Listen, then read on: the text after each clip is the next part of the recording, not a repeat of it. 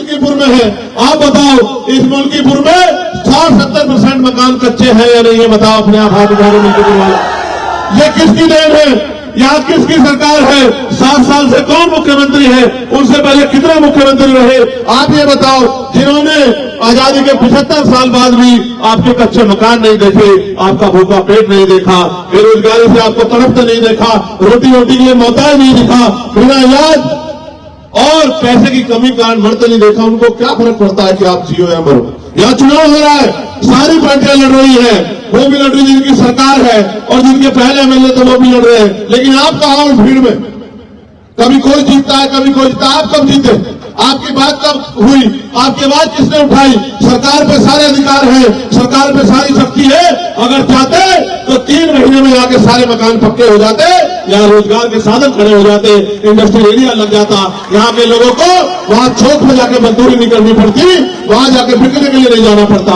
लेकिन सरकार की इच्छा शक्ति नहीं है, और इच्छा शक्ति आज की बात नहीं है, इच्छा शक्ति तो सदियों से नहीं रही। अगर सदियों से इच्छा शक्ति नहीं होती तो इस देश में बाबा साहब अम्बेडकर को अपनी पार्टी नहीं बनानी पड़ती। इस देश में तमाम पार्टियों में होते, बाबा साहब अम्बेडकर ने अपनी पार्टी बनाई और पार्टी बनाकर समाज को संदेश दिया कि जिनका दल होता है उनमें बल होता है, और जिनमें बल होता है उनकी समस्याओं का हल होता है। अगर आप अपनी समस्या का हल चाहते हैं तो आपको अपना दल और अपना बल बनाना पड़ेगा।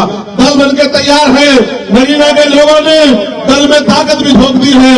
इस बार बारी मिल्कीपुर की है, मिल्कीपुर वाले भी इस बार ताकत झोंक दो, फिर आप देखना जिस तरह पार्लियामेंट में चंद्रशेखर आजाद आपकी आवाज उठाते हैं, उसी तरह लखनऊ की विधानसभा में सूरज चौधरी दहाड़ दहाड़ के आपके क्षेत्रों के लिए लड़ने का काम करेंगे। तो इस क्षेत्र में न सड़कें अच्छी, न बिजली पानी की व्यवस्था अच्छी, न कोई पूछने वाला है, और जिस तरह से निजीकरण हो रहा है, मुझे नहीं लगता कि अगले 10 साल बाद कोई सरकारी नौकरी भी रहेगी। 400-500 रुपए की मेहनत मजदूरी करके आप मुख्य धारा में नहीं जुड़ सकते हो। मेरे लोगों जो मजदूरी कर रहे हैं उनको देख लो, घर बनाने में उनके जूते खिंच गए हैं।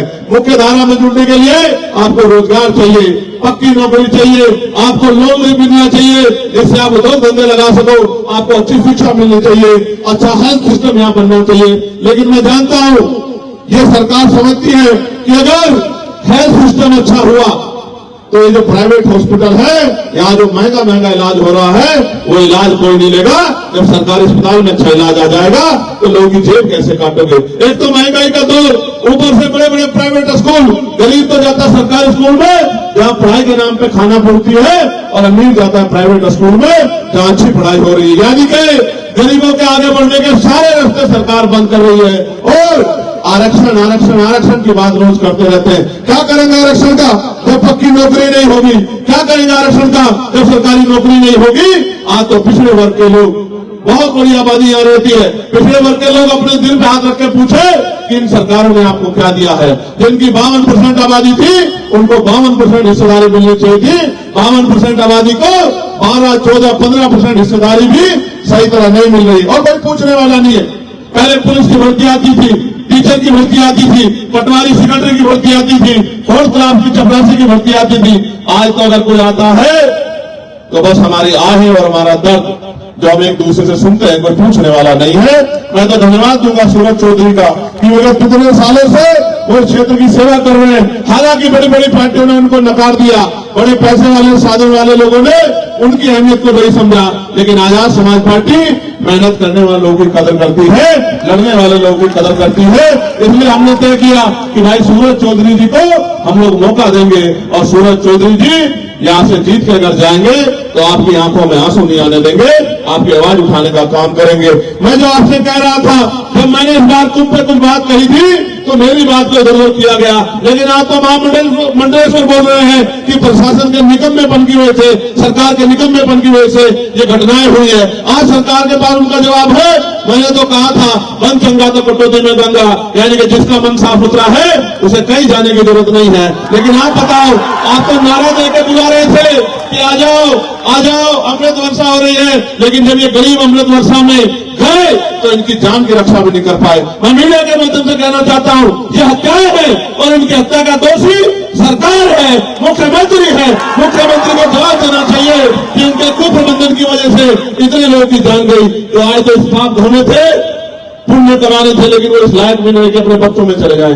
किसी की बच्ची चली गई, किसी की मां चली गई, किसी का बेटा चला गया, और सब लोग मिलके आज गरीबों की लाशों में हंस रहे हैं। इसलिए मैं आपसे कहना चाहता हूं, ये सरकार सबको दे सकती है, लेकिन आपको इज्जत की जिंदगी नहीं दे सकती है। ये सरकार वादे करती है, 2022 में कहा किसानों की आय दोगुनी कर देंगे, फिर कहा सिलेंडर 500 का दे देंगे, फिर कहा इतनी नौकरी दे देंगे।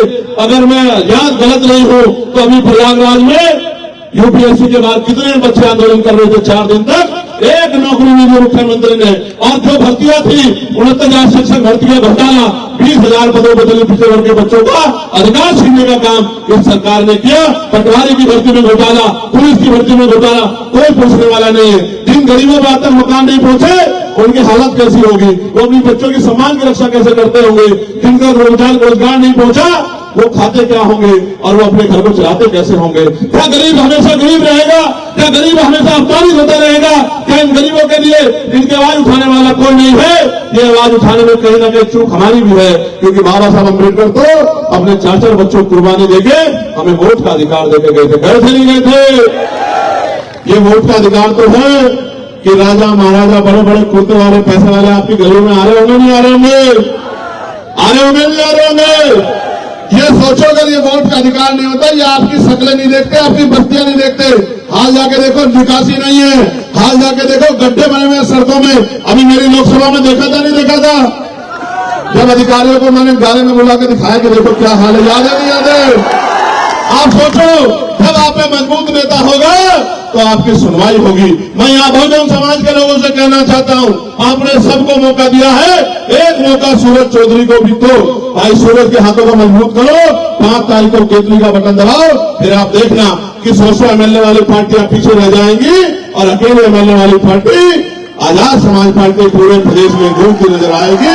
हर आदमी की आवाज बनेगा हमारा भाई सूरज। मैं आपसे अपील करता हूं और आपके साथ साथ अपने नेताओं से अपील करता हूं कि अगले 5-6 दिन सोना मत, ये आपकी परीक्षा है, आपकी मेहनत की परीक्षा है। मैं आपसे कहना चाहता हूं, आपने बहुत लंबे समय सेवा की है, संघर्ष किया है, उस संघर्ष को आयाम पर पहुंचाने का अवसर आ गया है। दिन रात मेहनत करो, आपका मुकाबला उनसे है जो बहुत बड़े पैसे वाले हैं, धन्ना सेठ है, जिनकी बड़ी बड़ी लेगेसी है। मगर याद रखना, काशीराम साहब कहते थे, तमन्ना अगर सच्ची हो तो रास्ते 1000 होते हैं और तमन्ना अगर झूठी हो तो बहाने 1000 होते हैं। अगर आपकी तमन्ना सच्ची है, आपका लक्ष्य सच्चा है, आपने ठान लिया है, तो कोई आपको नहीं रोक सकता। इसलिए मैं आपसे कहना चाहता हूं कि आपको समय, मैं आपको भी पिछली बार कह के गया था, मिल्कीपुर वालों, आज फिर कह रहा हूं, जेब में फोन है, क्षेत्र में रिश्तेदारी है, 8 घंटे पेट को भरने के लिए 8 घंटे काम करते हो, मेहनत मजदूरी करते हो, और फिर ये सोचते हो कोई आपकी लड़ाई लड़े। लेकिन अपनी इज्जत की जिंदगी के लिए, सुख सुधार के लिए, अच्छी पॉलिसियों के लिए 1 घंटा रोज आप ही सूरज चौधरी बनकर काम करो। फोन उठाओ, रिश्तेदारियों में फोन करो, दोस्तों को फोन करो, घर से निकलो, अपनी बस्तियों में जाओ, लोगों से अपील करो, उनसे कहो कि बटन केतली का दबाओ और अपनी किस्मत को जगाओ, अपने अंधेरे को हटाओ और रोशनी की किरण लाओ और केतली का बटन दबाओ। अगर आपने जिम्मेदारी समझ ली और आपने जिम्मेदारी समझ के काम कर दिया तो मैं लिख के देता हूं कि भाई सूरज चौधरी बहुत अच्छी मतों से जीतेंगे।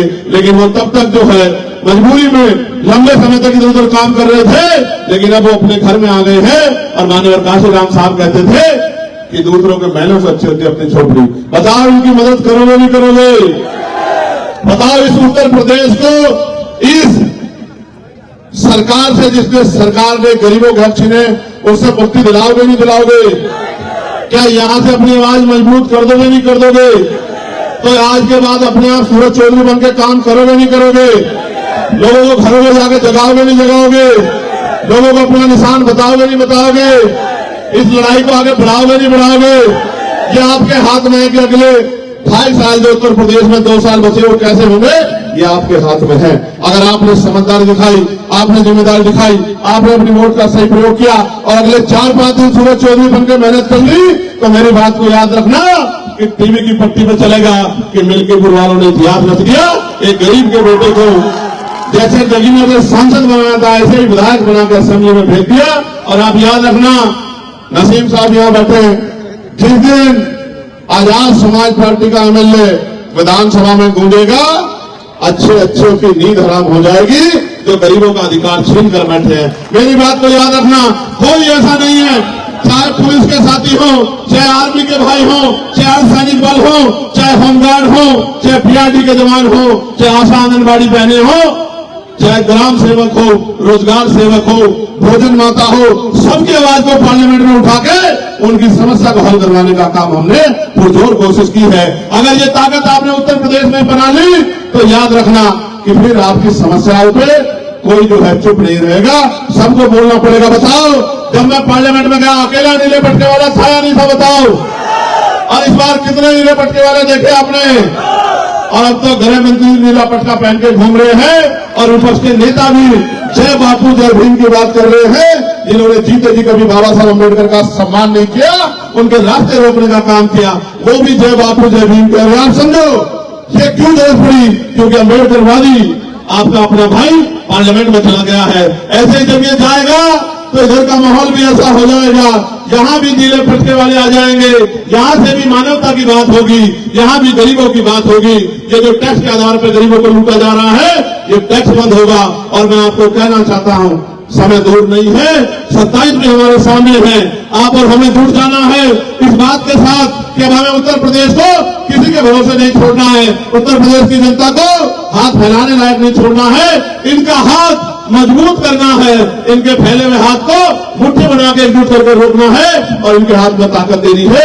इनके बच्चों के लिए अच्छे स्कूल, अच्छे कॉलेज, अच्छी यूनिवर्सिटियां, उद्योग धंधे, इंडस्ट्रियल एरिया, अच्छे अस्पताल, डिग्री कॉलेज, पॉलिटेक्निक कॉलेज, और वो सब में पढ़ाई और इलाज मुफ्त होना चाहिए गरीबों का, जिससे मुख्य धारा में आ सके। पक्की नौकरी लोगों को मिले, आरक्षण सही तरह लागू हो। और जो कुशासन, मैं इसको कुशासन इसलिए कहूंगा, आपने देखा होगा गोरखपुर में 2 बच्चों को रात उनके परिवार से चित्तौड़ साहब मेरी बात हुई, वो मां कह रही थी कि सब आगे हैं, कोई मदद नहीं कर सकता, आप आओगे तभी मेरी मदद होगी। उनके 2 बच्चों को जो शौचालय गए थे उन दोनों को मार दिया। आज 8 दिन हो गए हैं, 8 दिन। अलीगढ़ में क्या बाबा साहब की स्टैचू लगी थी, वहां रात पुलिस ने लाठीचार्ज कर दिया, सैकड़ों लोगों पे मुकदमा हुआ, महिला को पीटा गया। मैं क्या क्या बताऊं आपसे, कभी संभल में मारते हैं, कभी अलीगढ़ में मारते हैं, कभी गोरखपुर में मारते हैं। यहाँ जो भी अपनी बात उठाएगा, चाहे वो दलित हो, वो मुसलमान हो, वो पिछड़ा हो, वो गरीब हो, सामान्य जाति का भी हो, उन सबको लाठियों का शिकार होना पड़ता है। मैं आपसे कह रहा हूं, इस तानाशाही शक्ति को अगर कोई रोक सकता है तो ये नीले झंडे वाले रोक सकते हैं, इनके अलावा कोई नहीं रोक सकता। उसका कारण है क्योंकि नीले झंडे वाले जहां खड़े हो जाते हैं, ये कदम पीछे नहीं हटाते। इस बार मिल्कीपुर में इतिहास लिखने का मौका आपको आ गया है। दिन रात एक करके मेहनत कर लो तो याद रखना, दिल खुश हो जाया करेगा जब सूरज चौधरी यहाँ के मुद्दों पे असेंबली में बोला करेगा, आवाज उठाया करेगा, आपके मन में खुशी हुआ करेगी कि हमारा वोट कामयाब हो गया। वरना ये जो शक्ति बाबा साहब ने दी है, जिसको चाहे कुर्सी में बिठा दो, जिसको चाहे पटक दो, इसका कोई फायदा नहीं होने वाला जब आपके बीच के लोग चुन के जाएंगे, आपके हमदर्द नहीं चुन के जाएंगे। मैं आप सबका यहाँ पहुंचने में बहुत बहुत धन्यवाद करता हूं।